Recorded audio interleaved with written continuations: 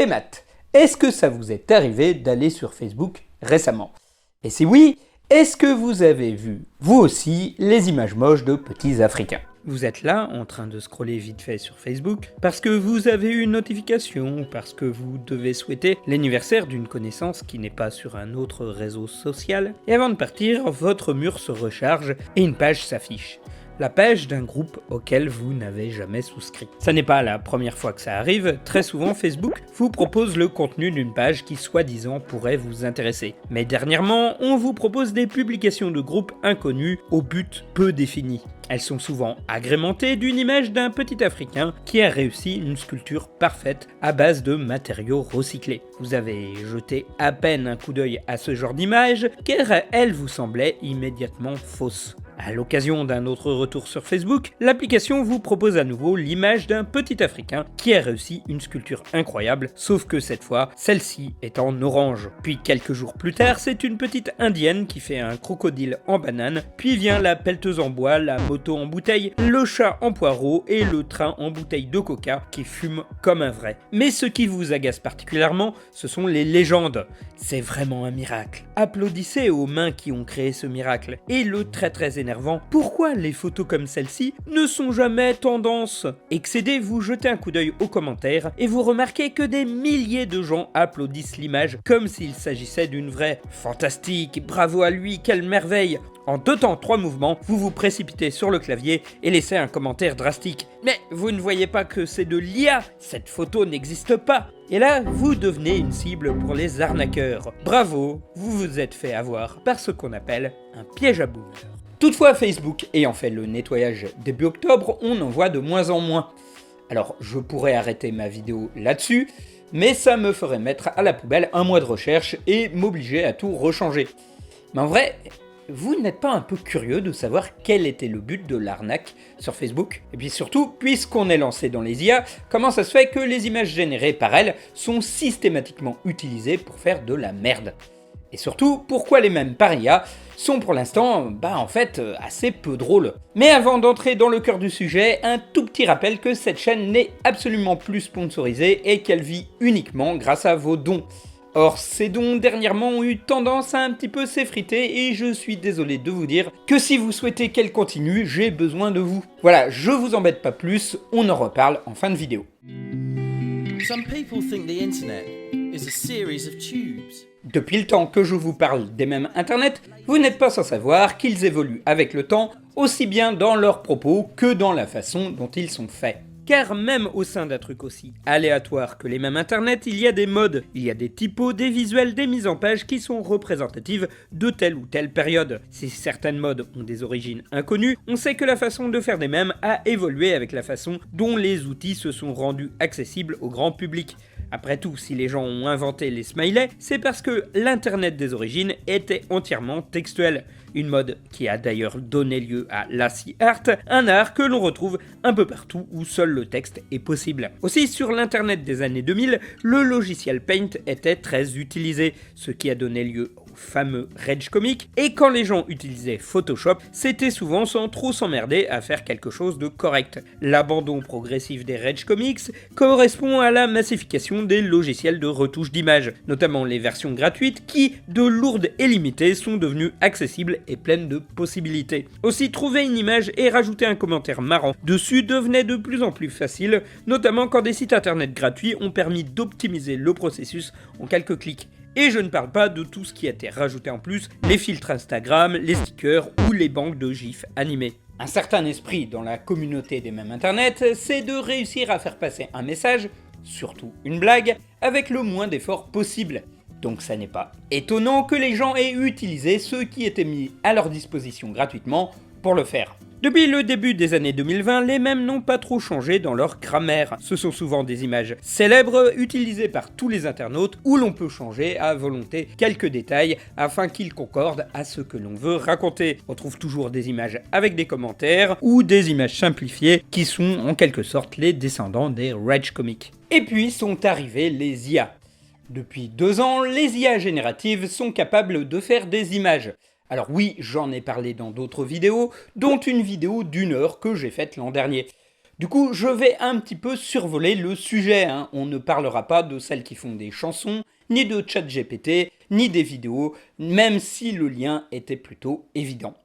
Il faut se souvenir qu'il y a presque 2 ans et demi, tout le monde était sous le charme d'un logiciel nommé DALL-E Mini et plus tard renommé Cree.ai Yon. Durant le mois de juin 2022, on s'est amusé à demander à l'application en ligne de faire les images les plus improbables. À l'époque, c'était encore relativement innocent parce que les rendus étaient dégueulasses et ça générait une bouillie floue afin de ne pas volontairement créer de fake. Mais déjà à l'époque, des connaisseurs avaient accès à des logiciels plus performants. C'est sur cette lancée que sont arrivés les Midjourney, DALL-E Stable Diffusion et autres logiciels destinés à faire de l'image à partir d'un simple texte, le prompt. Dès la rentrée 2022, Internet a connu la première vague d'images par IA, celle où les internautes ont commencé à pousser les logiciels pour créer un petit peu ce qu'ils voulaient. Des paysages, des délires rigolos et des meufs avec des poumons surdimensionnés. Bon, il y avait toujours des doigts en trop, des arrière-plans dégueulasses, des anatomies bizarres et des trucs qui trahissaient que l'image était faite par IA. Mais de loin, en ne s'y attardant pas, ça faisait déjà illusion. C'est aussi dans cette continuité que début 2023, des petits malins ont commencé à s'en servir pour illustrer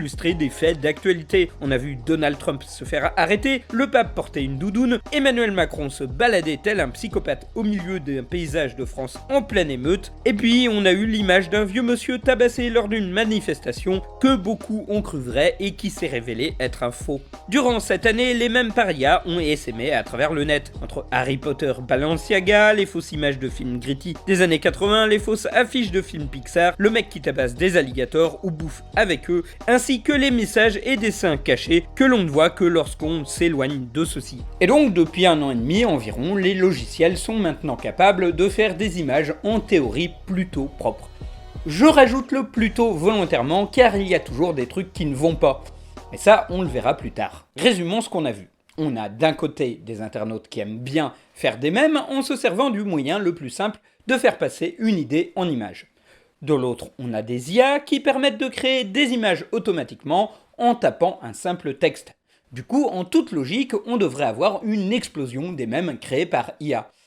Et à la fois oui, et en même temps complètement non. Et effectivement, cette année, on a quand même eu beaucoup de contenu créé par IA, mais celui-ci est extrêmement localisé. Il a notamment eu lieu sur Facebook, on en reparlera, mais on constate que c'est surtout certaines franges de Twitter, de TikTok et d'Instagram qui les utilisent. Le reste est passé soit à côté, soit ne souhaite pas y toucher. Il y a une nette différence dans la façon dont les images générées par IA sont reçues par le public depuis environ 1 an.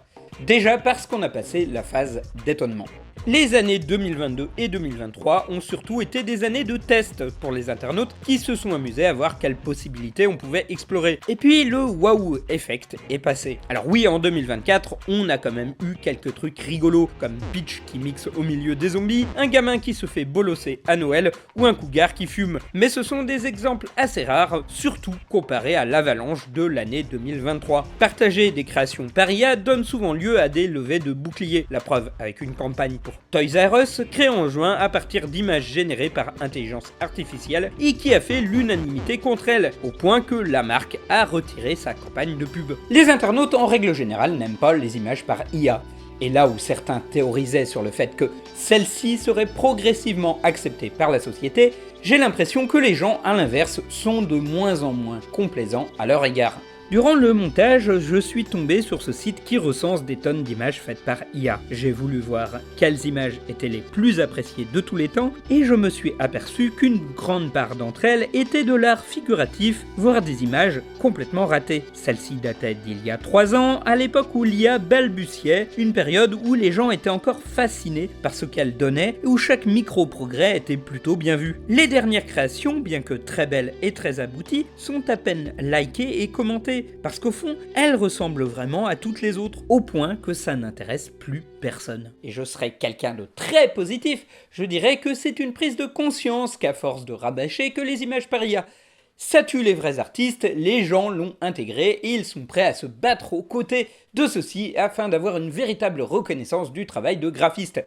Mais en vrai, ce serait faire preuve d'une foi en l'être humain un petit peu démesuré, et on sait très bien que les gens ils en ont rien à carrer des artistes. Moi je vois 2 principales raisons à cette impression que les images par IA sont vues comme de la merde.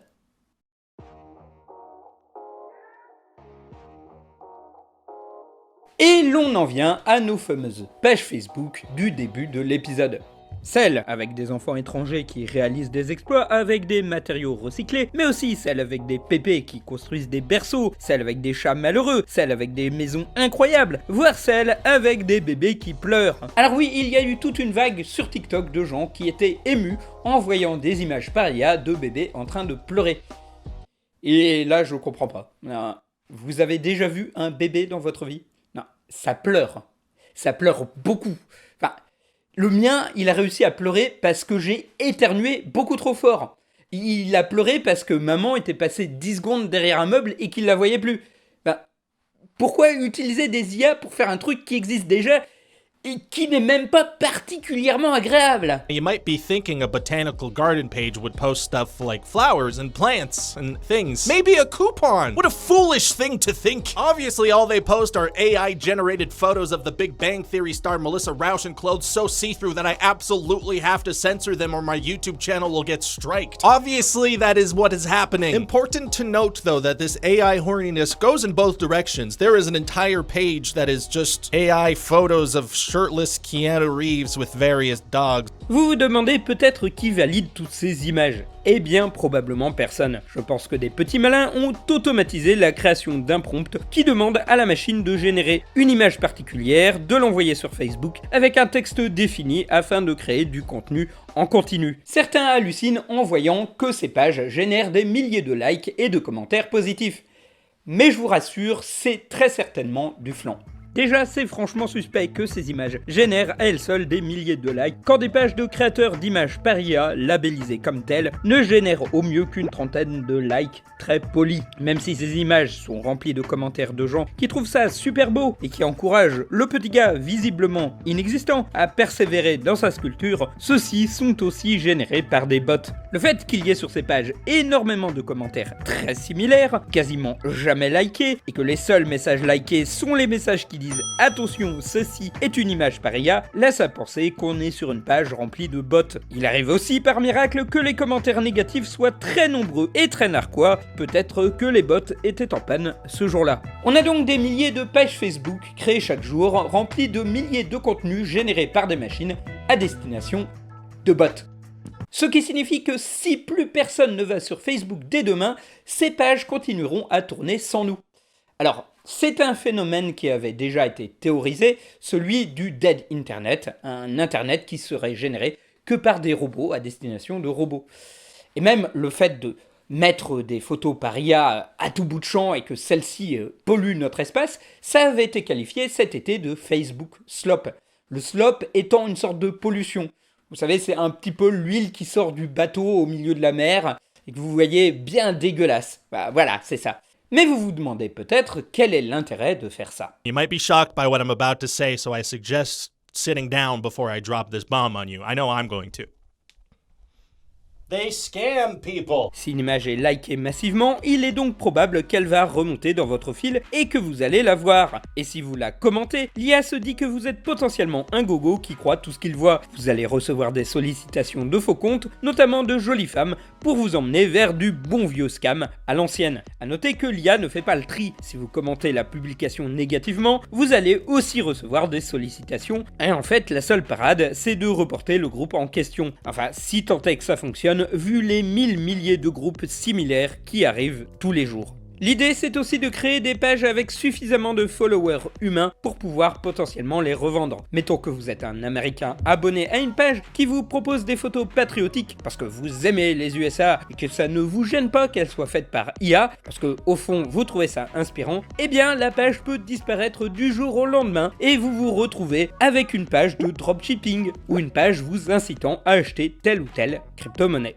It might be time to sit down with your grandma and explain to her that, you know, sadly, Shrimp Jesus he's not real. Mais voilà, alors que je recherchais des visuels pour illustrer cette vidéo, Facebook a du jour au lendemain cessé de me les proposer. Est-ce dû au fait que je les signalais et que Facebook a fini par répondre à mon appel, ou est-ce pour une raison externe. Selon un article du Guardian datant du 2 octobre 2024, suite à des pressions des banques australiennes, Meta, l'entreprise qui gère Facebook, a lancé un programme nommé le Fraud Intelligence Reciprocal Exchange, alias FIRE, leur permettant de travailler avec les banques contre les scams. Le coup de filet aurait permis de supprimer entre 9000 et 20 000 comptes frauduleux selon les articles que j'ai lus. Néanmoins, l'avantage, c'est que ça a permis d'intégrer brutalement, chez tous ceux qui se sont fait avoir, l'idée que image par IA égale arnaque.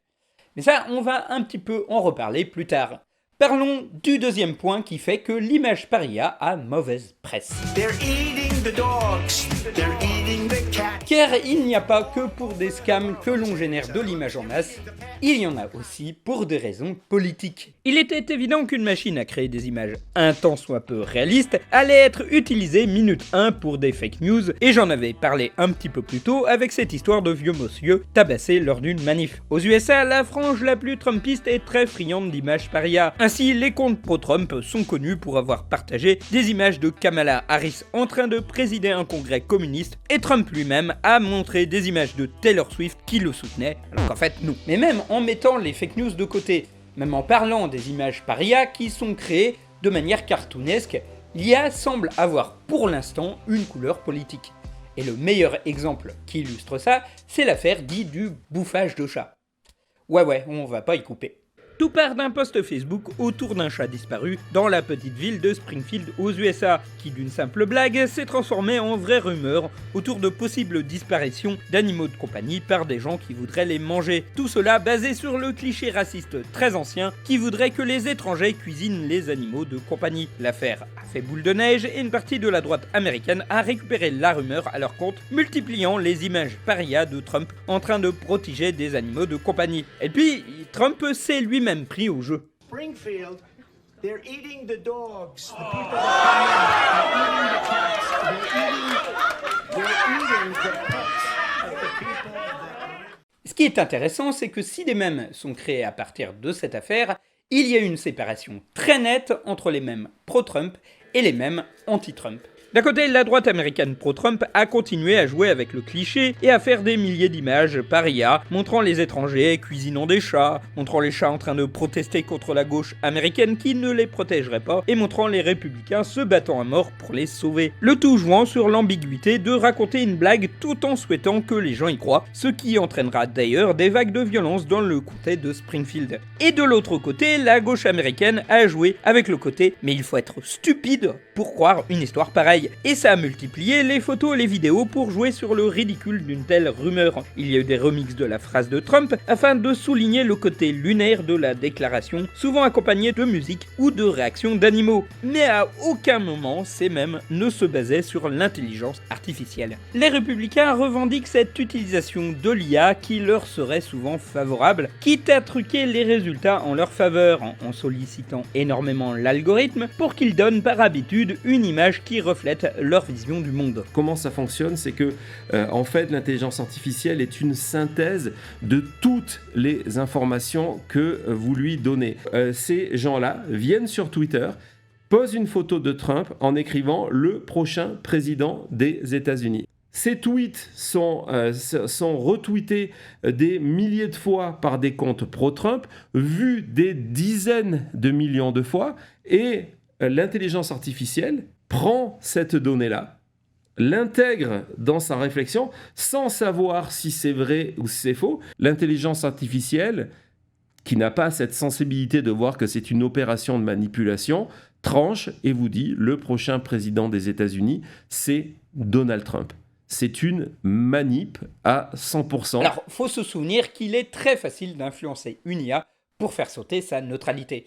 L'an dernier, j'avais parlé de Tay, cette IA de Google, qui était entraîné à répondre aux internautes et qui était entraîné à partir de ce qu'il disait sur Twitter et donc qui répétait les réponses qu'on lui donnait. Et en moins de 24 heures, elle s'était mise à proférer des insultes nazies. L'IA est aussi utilisée dans beaucoup de pays afin de faire de la fake news à l'appel « je ne vous apprends rien ». Le but c'est surtout de démobiliser politiquement les votants du camp adverse ou pousser les internautes à ne plus croire en rien et semer le doute, Du coup, les gens sont à mort dans toutes les fake news et les théories du complot. Alors bon, tout camp à ses casseroles, je suis certain qu'il y a des militants démocrates qui ont dû, à un moment donné, utiliser des images par IA afin de lutter contre Donald Trump. Ils ont même dû penser que c'était une bonne idée. Mais dans les faits, c'est très revendiqué par les républicains. On y retrouve en quelque sorte une envie de réitérer la campagne de 2016. Souvenez-vous, c'était celle des mêmes pro-Trump, de toutes les occurrences de Pépé la grenouille, le Pépé Trump, sauf qu'à la place des mêmes dessinés sous Paint, la signature, ce serait des images faites par IA. Mais bon, le résultat, il est pas tout à fait le même. Eh bien, expliquez-nous, pourquoi est-ce que c'est drôle? Ça ne répond pas à une certaine interrogation. Est-ce que c'est si drôle que ça? Ok, les mêmes internets n'ont pas vocation à forcément nous faire tordre de rire. Mais le fait de partager un contenu un minimum divertissant, ça aide beaucoup à leur viralité. Or, les images par IA sont rarement drôles en elles-mêmes. Déjà par leur nature même, les logiciels de création d'images par IA sont entraînés à être le plus réaliste et le plus neutre possible. Ça n'est pas pour rien si les visages générés par IA se ressemblent quasiment tous. Idem pour les compositions des images qui sont tout le temps similaires. Alors oui, ils peuvent faire du cartoonesque, mais ça vire souvent au visage caoutchouteux, voire à l'uncanny valley. Ils ont vraiment du mal à produire une émotion de façon subtile. Il est super compliqué d'avoir deux fois la même image avec une IA, à moins d'avoir un prompt ultra précis. Or, cela entre en contradiction avec le côté détournement des mêmes internets, où une référence stable est utilisée comme support, puis détournée par les internautes. Et surtout, c'est très vite lassant. Pour la création de cette vidéo, j'ai maté une vidéo faite par IA montrant Robert Downey Jr. prenant la place de chaque Avenger. Et bien qu'elle ne fasse que 2 minutes, j'ai eu du mal à ne pas la zapper tant cela m'ennuyait. Alors que si j'avais vu cette vidéo ne serait-ce que l'an dernier, j'aurais été émerveillé par le trucage. Idem pour les recherches sur Twitter de comptes d'artistes IA dans lesquels j'avais l'impression de voir toujours grosso modo la même chose. Petit bémol, je ne dis pas qu'il n'y a pas moyen de faire des trucs originaux avec de l'IA. Avec de bonnes instructions, en s'acharnant bien à faire un prompt très précis, ou bien en retravaillant une image sous Photoshop, il y a moyen d'obtenir quelque chose de plutôt pas mal. Non, les gens que je dénonce, c'est surtout ceux qui utilisent la machine et qui produisent à l'infini sans trop se poser de questions. C'est la philosophie du moindre effort, et les gens qui ont tendance à industrialiser un processus. Ça n'est pas pour rien que les images par IA qui ont donné lieu à des mèmes dernièrement sont les images les moins crédibles, comme par exemple ce puma qui fume ou ce chat avec un chapeau de sorcière. Les deux ont aussi un effet de luminosité nocturne qui rend l'aspect IA moins visible. D'ailleurs, ce qui les transforme en mèmes, ça n'est pas leur génération, mais leur reprise, soit en fanart, soit par des retouches avec un bon vieux logiciel de graphisme. Et alors que j'avais jeté l'éponge, le miracle est arrivé. Un mème par IA m'a amusé.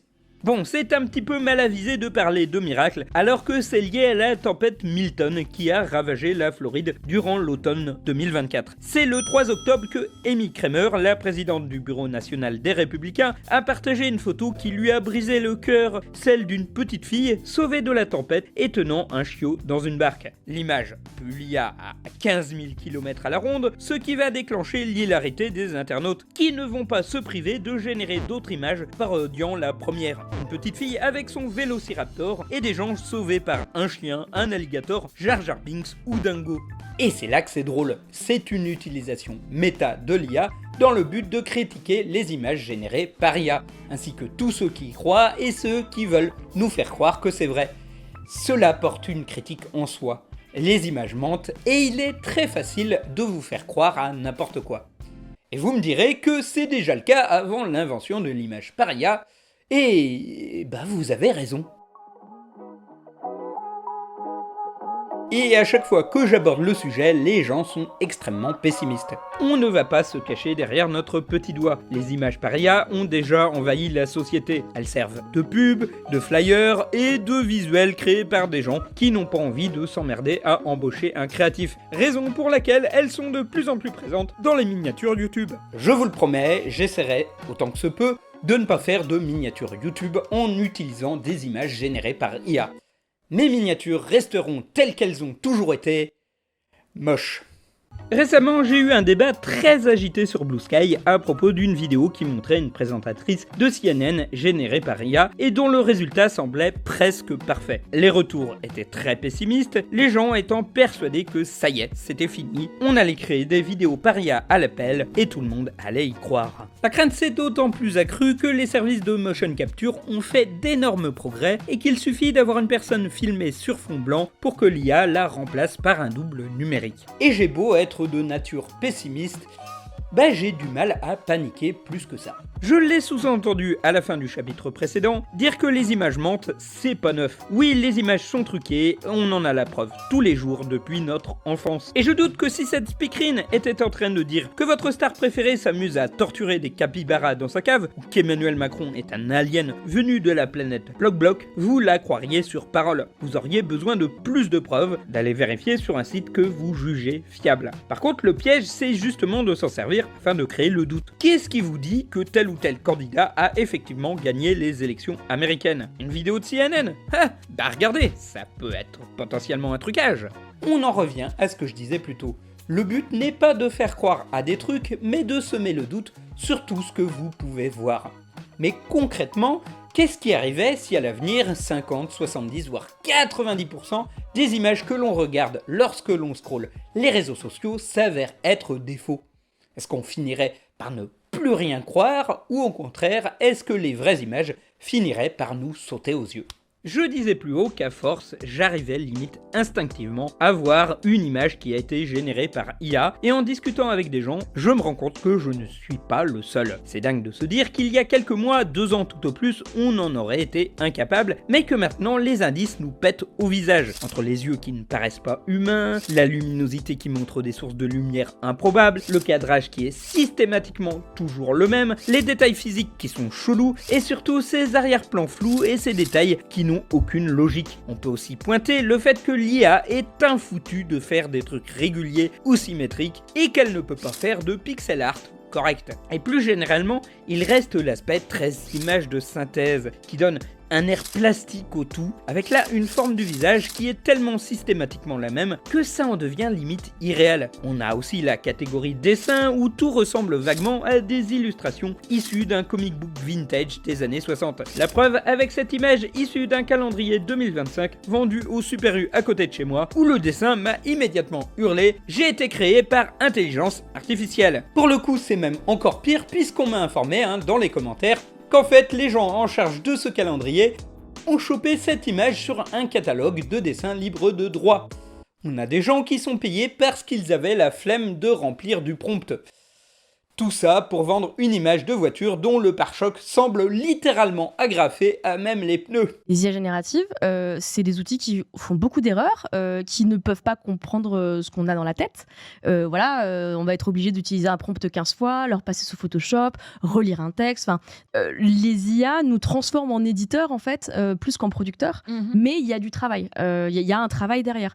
Mais qui n'est pas du tout le même que le travail que tu peux faire en tant que personne qui va produire de bout en bout. Ouais. Pour prendre un exemple qui n'est pas tiré d'images mais qui est assez parlant, dans une vidéo récente, le musicien et ingénieur du son, Rick Beato, expliquait qu'il avait du mal à détecter si une musique était faite par IA ou non. Mais il disait que ses enfants, eux, les détectaient immédiatement. Et ça n'est pas pour rien si les images sur Facebook sont appelées des boomer traps. C'est essentiellement eux qui n'arrivent pas à faire la différence. Et même eux sont en train d'être vaccinés. Parce que justement, le fait d'être envahi par des images par IA, ça fait un entraînement. Il est totalement probable qu'il y a 4 mois, des gens aient vraiment cru qu'un petit Africain avait fait un chat en poireau. Mais à force d'en voir tous les jours, après s'être retrouvé avec des tas de scammers qui vous sautent dessus dès que vous commentez, il est grave possible qu'une partie d'entre eux ait fini par saturer, à la manière d'un mème qu'on aurait trop vu et qui vous sort par le nez. Et c'est d'ailleurs un débat chaud qui anime Internet en ce moment, entre ceux qui trouvent que les images par IA sont aisément détectables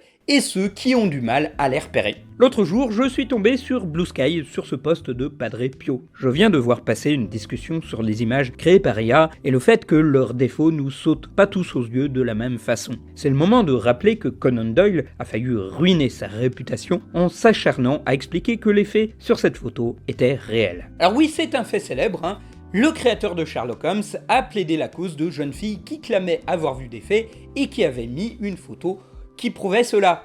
Les faits se trouvaient être des dessins découpés et plantés avec des épingles à chapeau. Alors, j'ai envie limite de dire que c'est voir le verre à moitié vide là où moi je le vois à moitié plein. Notre cerveau a évolué très vite pour détecter ce qui ne va pas dans une photo truquée. Et c'est limite devenu subliminal. Et c'est vrai que lorsqu'on regarde ce à quoi croyaient les gens avant nous, c'est limite risible. Ont parfois saisi des images surprenantes.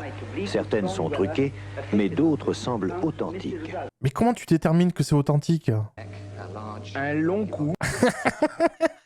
Ah oui, non, ça c'est une photo connue. Mais là, ça c'est ça. Ça c'est ça. Mais on pourrait dire à raison que les défauts vont être corrigés et qu'on va arriver dans le futur à générer des images et des vidéos plus que parfaites. Sincèrement, plus j'y pense et moins la vidéo avec la speakerine de CNN m'impressionne. C'est un visage relativement statique qui parle de manière calme. Or, il y a un an, dans les mêmes sur Harry Potter Balenciaga, on était quasiment sur le même type de technologie. Il n'y a pas grand chose qu'à changer. Et visiblement, selon certains experts, on est en train de passer une sorte de plafond de verre avec les IA génératives et un moment où elles n'arrivent pas à évoluer. Il ne faut pas oublier cette faille dont j'avais parlé dans ma vidéo précédente. Plus ça va, plus les IA proposent des images stéréotypées car elles se copient entre elles, ce qui les rend encore plus détectables. Justement, il va tellement se nourrir aussi de nouvelles images générées par l'IA à partir de la base de données qu'on est enfermé de toute manière dans ce style-là jusqu'à la fin de l'éternité. D'ailleurs, Google est en train de faire la gueule parce que les gens qui recherchent des images d'oiseaux tombent sur des créatures qui n'existent pas et ça va clairement pas dans leur sens de passer pour un moteur de recherche non fiable. Non, ce truc-là, c'est pas une peinture de Bosch. Ça, c'est une IA genre Dali ou Midjourney qui imite une peinture de Bosch. Et pas très bien. Et bon, le problème, c'est pas tant que ce pseudo-Bosch généré par IA soit très moche, le problème, surtout, c'est que ça sorte en premier résultat Google. Ce qui est totalement ironique quand on se souvient que Google nous vendait l'IA comme un moyen d'avoir des recherches encore plus fiables. Alors que c'est non seulement toujours pas le cas à l'heure actuelle, mais qu'en plus d'autres IA rendent leurs résultats encore moins fiables. Quand je disais que l'IA c'est de la pollution, je parlais de ça aussi. Alors je rajoute ce passage alors que j'étais en cours de montage. Désolé pour le bazar derrière moi et désolé parce que j'ai un début de rhume et ça va s'entendre. En ce moment je suis malade très souvent. Les gens qui sont jeunes parents, vous connaissez les bails. Mais je me suis aperçu en cours de montage que j'avais été beaucoup trop positif concernant l'étendue du stop. En fait, on baigne dedans maintenant. En à peine quelques mois, celui-ci s'est étendu partout. On a des millions de milliers de livres sur Amazon écrits par des IA. On a des millions de milliers de pages Facebook sans aucune âme. Des millions de milliers de chansons sur Spotify ou ailleurs qui sont juste de la soupe générée automatiquement et générée toutes les minutes. Et on a la même merde pour le contenu YouTube. Le robinet est ouvert, les IA produisent du contenu en permanence de façon exponentielle. D'ailleurs, il y a sur YouTube des tas de vidéos de tutos qui vous expliquent comment mettre ça en place vous-même. Donc vous aurez au total 200-300 vidéos que vous allez poster tous les jours et donc ça fait un réel business à exploiter. Et le pire, c'est que toute cette pollution, et je parle même plus de pollution virtuelle, puisque imaginez, si on vous fait la gueule à propos des mails que vous n'avez pas triés, toute la place que doit demander des vidéos YouTube de 35 minutes générées 35 fois par jour par des milliers de pages. C'est immense ce que ça doit prendre sur les data centers. Et toute cette pollution, c'est même pas un business si juteux que ça. L'idée, c'est juste de gratter un peu d'argent par-ci par-là, en profitant soit des programmes de rémunération de contenu comme sur Facebook, soit des gens qui cliquent par erreur et qui vont mater une ou deux pubs sur une fausse vidéo YouTube ou une fausse chanson sur Spotify. Un phénomène que le journaliste américain Jason Kobler qualifie d'Internet zombie. Toutefois, il est possible que, comme moi, vous ne vous soyez jamais rendu compte de l'étendue du bazar, et au fond, c'est une bonne chose.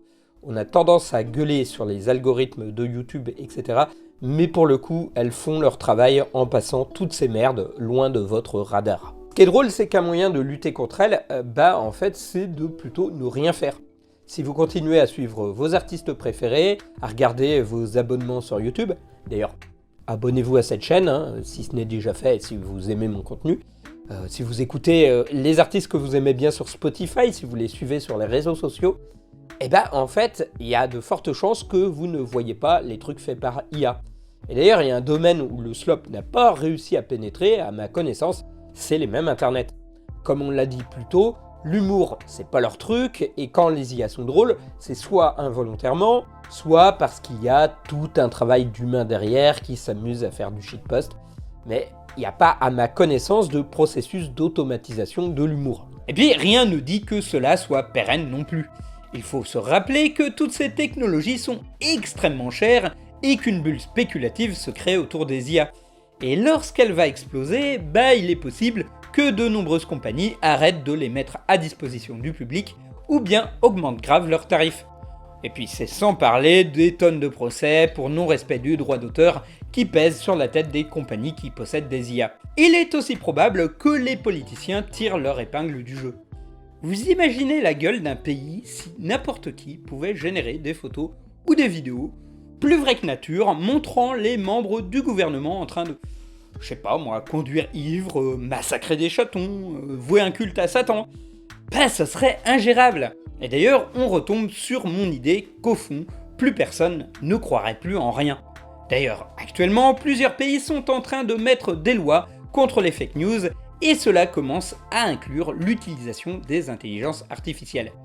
Et j'ai tendance à croire qu'un label image sans IA va finir par se créer un petit peu partout, notamment pour les illustrations de presse. Mais un des scénarios qui me plairait le plus, c'est qu'à force d'être utilisé pour des scams, pour faire croire à des fake news, bref, pour faire de la merde, ou parce que le rendu n'est jamais aussi satisfaisant ou aussi pertinent que l'on veuille, les gens arrêtent de les utiliser. Et ça, l'avenir nous le dira, avenir dans lequel, j'espère, ma chaîne existera toujours. En effet, celle-ci ne fonctionne que par des dons renouvelés tous les mois, et j'avais estimé qu'il me fallait environ 450 € de dons par mois pour pouvoir continuer. Bon, on n'y est pas. Voilà, on les a presque eus à une époque, et puis petit à petit, ça a décru, parce que des gens ont arrêté de payer, soit qu'ils en avaient marre, soit qu'ils n'en avaient plus les moyens. Je ne vais pas leur jeter la pierre, c'est déjà très bien qu'ils aient donné des dons à une époque, merci à eux. Mais le fait, c'est que petit à petit, c'est moi qui rembourse avec mes fonds personnels que j'avais de côté, et puis ils ne sont pas extensibles à l'infini non plus. Donc je relance un petit peu la machine et l'appel à dons. Si vous souhaitez aider cette chaîne, il existe un Tipeee et un Patreon, et vous pouvez donner à partir d'1 € par mois. En tout cas, un grand remerciement à tous ceux qui payent, je vous cite au générique par écrit, et puis des fois je me demande si c'est assez, et s'il ne faut pas non plus vous citer verbalement. Ceci dit, j'ai eu le cas inverse d'une abonnée qui ne voulait pas que son nom apparaisse du tout. Donc, dites-le moi, Alors c'est vrai que contrairement à d'autres youtubeurs, je ne vous promets pas un podcast ou du contenu exclusif. C'est essentiellement faute de temps, j'ai très peu de temps déjà pour faire les vidéos de base. Ceci dit, j'en ai gagné depuis que mon fils est chez la nounou. Donc dans un futur, pourquoi pas. Par contre, si vous avez envie de mettre un petit peu plus d'argent tous les mois pour soutenir la chaîne, il y a ces livres que j'ai écrits en auto-édition et que je peux vous envoyer. Livres que vous pouvez acheter uniquement sur ma page web, étant donné que je ne fais plus de convention. Ceci dit, si vous voulez vous les offrir pour Noël, qui n'est dans pas si longtemps, le lien est là. Voilà, j'ai assez fait ma promo pour l'instant. Passez une très bonne saison d'automne et à la prochaine.